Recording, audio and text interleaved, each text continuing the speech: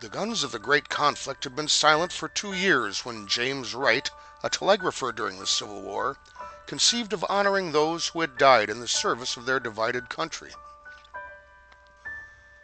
Wright's brother, Corporal Joseph Wright, a standard bearer of Company H, 22nd Wisconsin Volunteer Infantry, had been killed on May 15, 1864, while storming a Confederate battery during Sherman's Atlanta campaign at the Battle of Resaca, Georgia.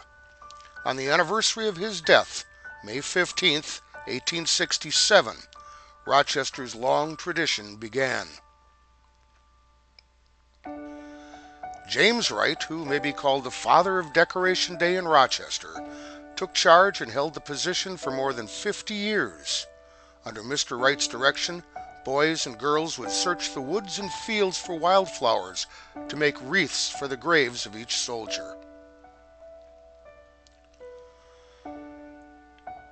It was a year later, in 1868, that General John A. Logan, Commander-in-Chief of the Grand Army of the Republic, decreed that May 30th be set aside as a day to commemorate the glorious deeds of our gallant dead by strewing flowers on their graves. In many places, the laying of flowers was the most important part of the memorial. In Rochester, however, though crowds waxed and waned through the years, the day was, and still is, observed with parades, speeches, and music, as well as placing flowers and now flags upon the graves. This year there will be 135 flags honoring Rochester veterans from the War of the Revolution, 1812, the Civil War, Spanish-American War, World War I, World War II, Korea, and Vietnam. Until 1918, the services were held at the Rochester Cemetery, and the center of activity was the Rochester Seminary, later known as the Academy, on the corner of State and Main Streets. Here the children gathered with Mr. Wright to make bouquets and wreaths. At program time, a parade was formed at the seminary corner. As parade marshal, Mr. Wright was an impressive figure with his red sash and riding his blind white horse. The colors, bands, veterans, and children followed as the parade marched to the northeast corner of the cemetery, at that time a 3-acre plot. The sloping hillside provided a natural amphitheater where the crowds would sit.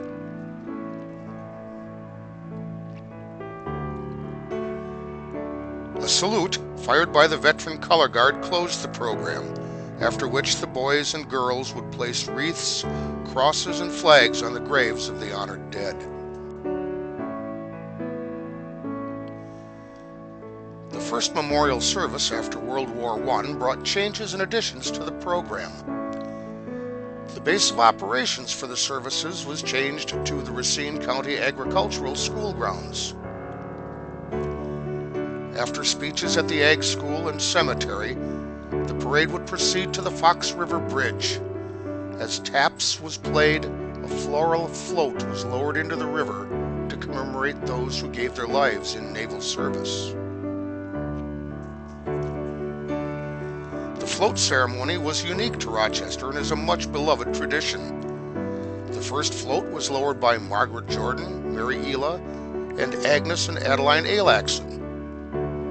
Edith and William Albright Sr. of Riverside Florist made the wreaths, and Edith, aided by her son Harold, continued the tradition until her death.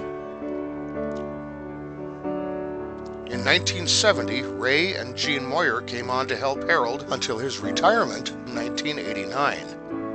Sue and Tom Johnson have been taking care of the ceremony since 1985.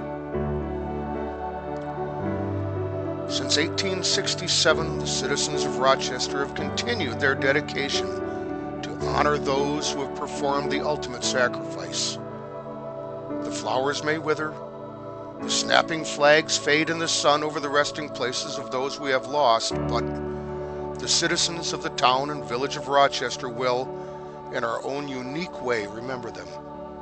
Not only on this, the 143rd anniversary of that first day, but as long as our memories shall last.